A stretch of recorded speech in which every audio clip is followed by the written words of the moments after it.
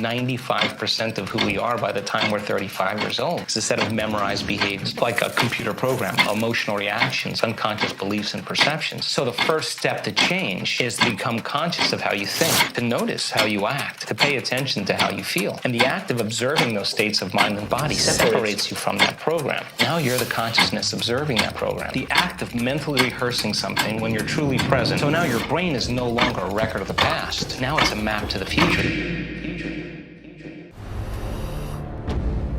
In the wake of World War II, the U.S. government is engaged in a large number of secret medical experiments designed to help win the Cold War. Developing techniques for mind control to create a so-called Manchurian candidate.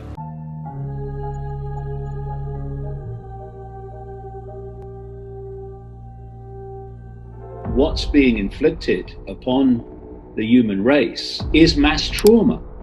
And, you look at the background to these mind control projects like MKUltra.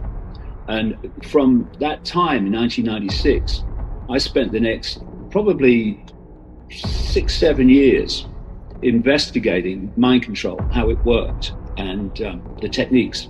Trauma-based mind control, that's what MKUltra was. That's what so much of this mind control is, because it compartmentalizes the mind into a honeycomb of self-contained compartments, which the mind control industry calls alters. And they create a front alter, which is supposed to be the person's personality, not only for those around them, but the person themselves thinks that's them. They call it the front alter.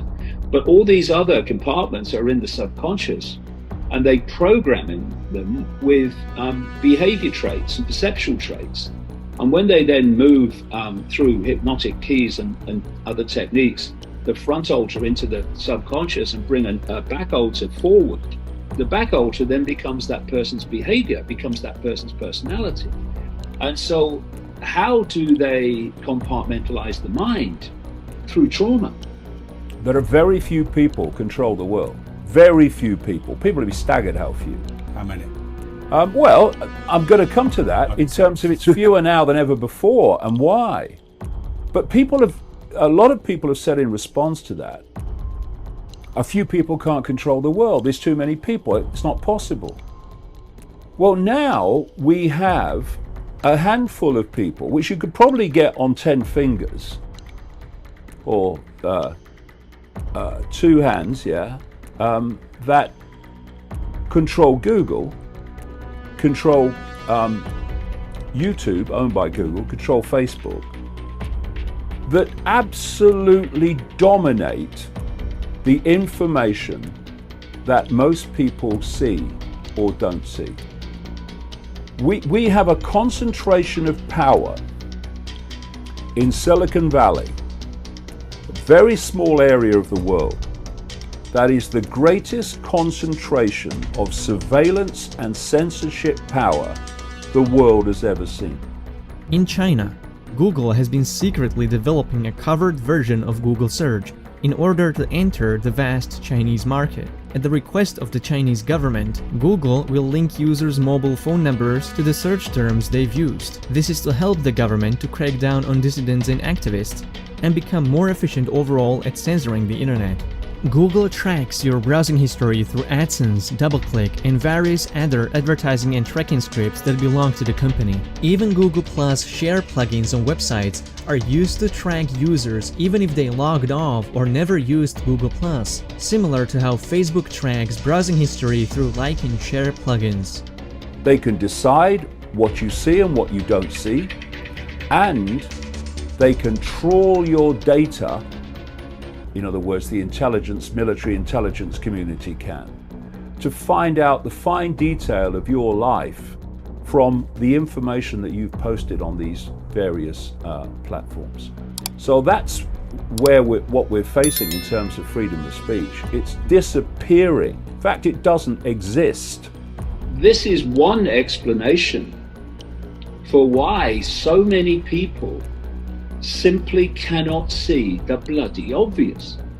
Awakening people are looking at the world now, the pronouncements and the statements and the contradictions, and they're putting their hands on their head and they say, why can't people see it? Well, a lot of people can now, but a lot of people can't.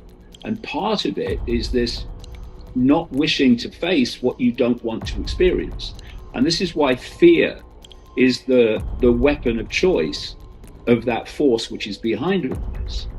And what we need to do is come together, all of us who are being blatantly defamed and misrepresented by these groups, and they are very few in number but very well funded, and jointly expose what they're doing, because they are destroying freedom of speech in an ever gathering way. There will be no body who can speak in public and challenge the official narrative, because they'll all be banned. That's where we're going. Oh, they're getting sick of it. Of course they're getting sick of it as they begin to understand the scale of it and where this ultimately is going to lead, which will be silencing any dissent whatsoever. That's what it's all about. And you know what sickens me more than anything else about these ultra-Zionist hate groups is that they are exploiting. I mean, it almost is incomprehensible to think that they are exploiting what happened to Jewish people in Nazi Germany. Something I'm supposed to be denying according to them. They are exploiting the horrors of what happened to Jewish people in Nazi Germany, and others, by the way, to pursue an agenda of silencing dissent today. That is beyond sickening, turns my stomach. And they need to be called out on it. Because, you know, in terms of me, they've taken on the wrong guy. Because I don't give a damn what people think of me. But I do give a damn about people having a right to have an opinion, even if I don't agree with it. And a lot of people, when they're faced with this, they run or they give up. Why don't you? What drives you, David? Well, if you give up, what you have researched for 30 years to understand what the end game is will happen unchallenged. So giving up is just absolutely not an option.